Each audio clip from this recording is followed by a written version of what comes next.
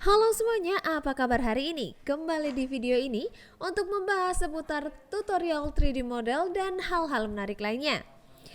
Setelah kemarin kita membahas tentang barel dan hal-hal yang lain juga ya, pastinya yang receh-receh, kita masih akan berlanjut membahas tentang barel ya.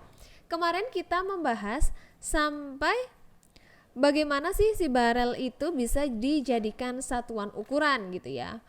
Jadi menindaklanjuti cerita yang kemarin, pada 1866 menindaklanjuti tentang ukuran yang harus ditetapkan tersebut, maka pada seputar bulan Agustus tahun 1866 terdapat banyak produsen minyak swasta yang menghadiri pertemuan dengan tempat di Titusville, Pennsylvania.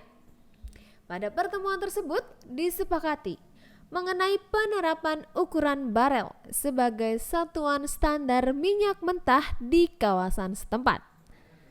Namun ternyata kesepakatan ini juga diterapkan oleh wilayah lain di Amerika Serikat. Pada tahun 1872, ukuran barel dijadikan sebagai standar dalam Petroleum Procedures Association.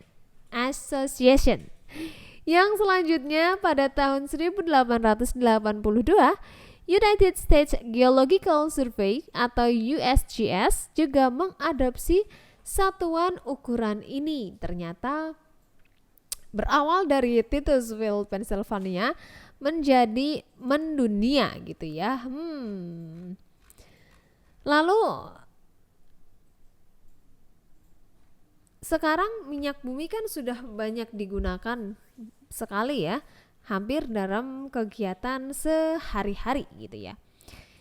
Next kita akan membahas masih lebih dalam tentang si minyak buminya ya sekarang. Karena si barelnya kita sudah tahu kalau si barel itu adalah drum atau tong yang digunakan awalnya tuh untuk minyak, tapi ternyata bisa berguna untuk cairan-cairan lain juga ya. Lalu kan sekarang teman-teman juga banyak nih yang punya kendaraan bermotor atau mobil. Itu diisi apa sih? Bensin kah?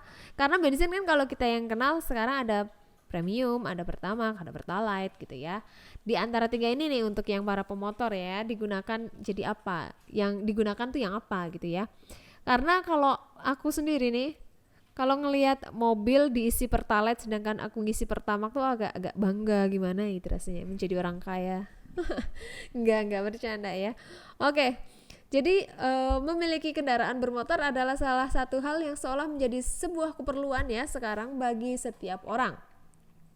Karena dengan mempunyai kendaraan sendiri, pastinya akan mempermudah teman-teman untuk berpergian kemanapun dengan mudah. Karena akses bus atau kereta atau angkutan umum pun terbatas ya, nggak bisa sampai ke tujuannya gitu ya.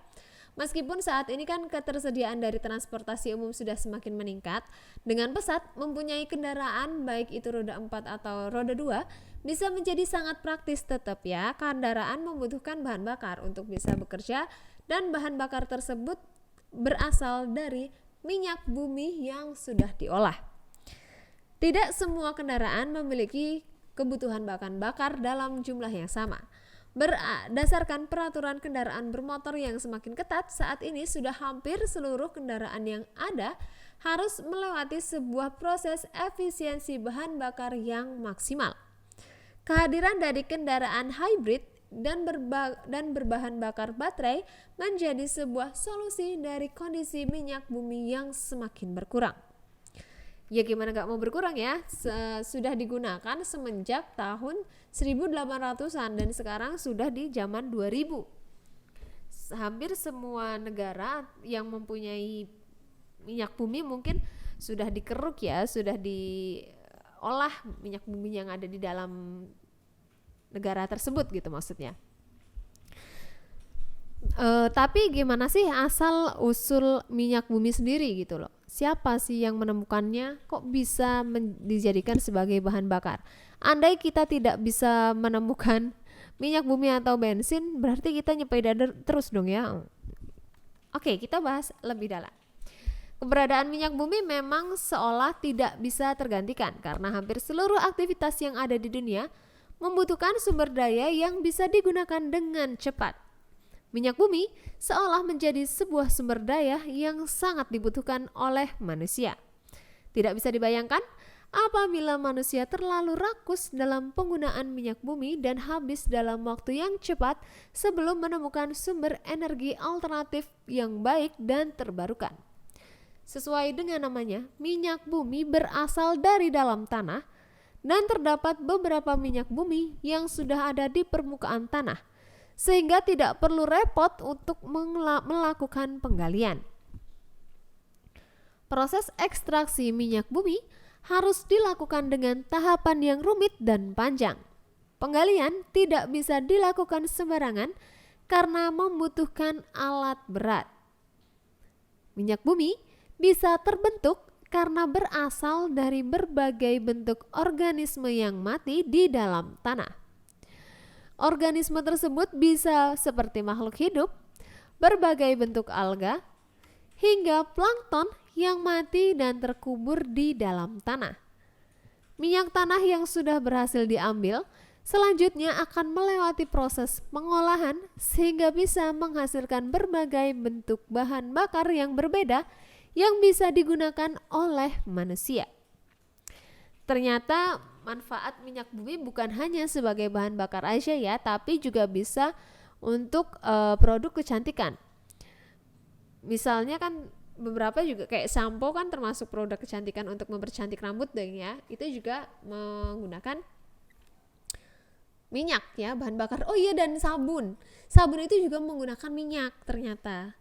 Tapi bukan minyak bumi yang kalian pikir mungkin di kepala kalian bensin kah, pertama kah, bukan, menggunakan minyak gitu loh. Dan teman-teman, kita akan bahas lanjut lagi mengenai minyak bumi, tapi jangan lupa juga ya untuk like, comment, dan subscribe video ini supaya kita tetap semangat memberikan konten-konten menarik dan konten-konten bermanfaat lainnya untuk teman-teman, karena itu adalah sebuah bentuk support teman-teman terhadap channel ini. Dan jangan bosan untuk mendengarkan ocehan saya dari yang bermanfaat hingga yang receh-receh ya. Next kita akan membahas lebih dalam tentang minyak bumi. Sampai jumpa di video selanjutnya. Bye bye.